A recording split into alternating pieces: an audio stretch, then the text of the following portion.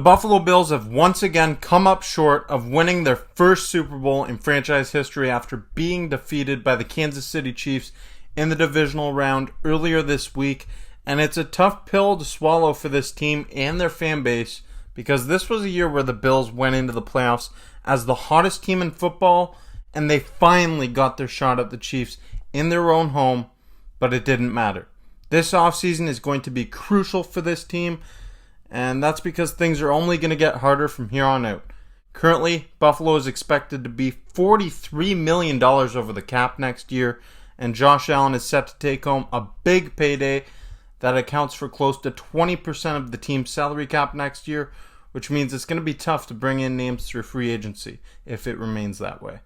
It's also going to be really difficult to win a Super Bowl when your quarterback is taking home that big of a percentage of the cap, but it can be done.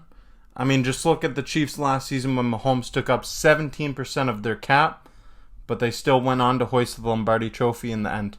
Welcome back to the Bills Bunker. I'm Jake Varco, and today I'm here to answer some questions. There's a lot of questions surrounding this Buffalo Bills team right now, but perhaps the biggest one is this. Has the window closed in Buffalo for a Super Bowl? I personally believe that the Super Bowl window in Buffalo remains open. And I understand that things aren't looking too promising right now, but I must remind you, this Bills team has the most difficult thing to find in all of football. And that is a legitimate franchise quarterback in Josh Allen, who's one of the most talented athletes to ever play the position.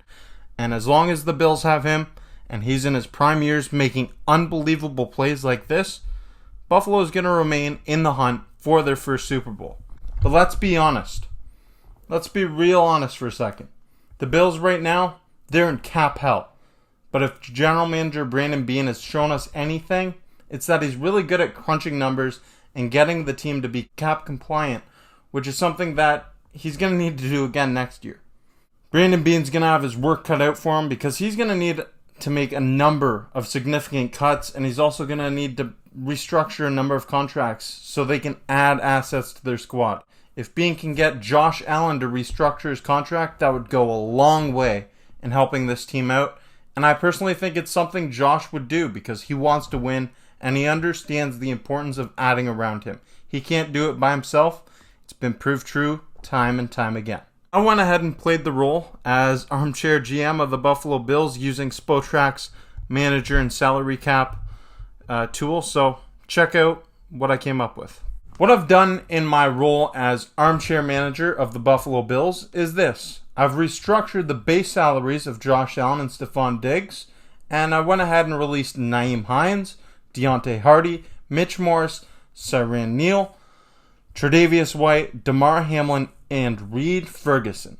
This would give the Bills just over $16 million to re-sign guys with expiring contracts such as Leonard Floyd, Micah Hyde, and Daquan Jones, who were all important pieces of the defense this year, or they can use that money to bring in new talent and help out in other ways. And I already know that people are going to be upset that I released Tre'Davious White and I released Mitch Morse, but these are the kind of moves that the Bills are really going to have to consider making. You have Tre'Davious White, who he's had back-to-back season-ending injuries. He's not getting any younger. And you have Rasul Douglas at the cornerback position now. And then Mitch Morse, he's aging. He has a concussion history. He played great at center all season long.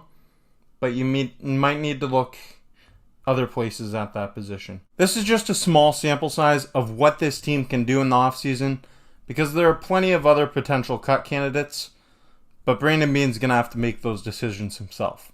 Just because this team's in cap hell right now, it doesn't mean they're going to be in the same situation a few months from now down the road. Throughout the offseason, there's going to be some big-time decisions that need to be made by this front office if this team wants to remain competitive, and I believe they do. They just need to make some pivotal decisions, and they need to do it right. It remains to be seen exactly what this Bills team is going to do in the offseason. Brandon Beane, he's got his work cut out for him right now, but he's gotten himself into this situation. He can get himself out of it. Whatever this team does, I'm going to be here covering it all throughout the offseason, right here on the Bills Bunker. Click that subscribe button, and hit that notification bell to be notified every time new content's being released right here on the Bills Bunker. I'm Jake Varco. Thanks for watching. Until next time, go Bills.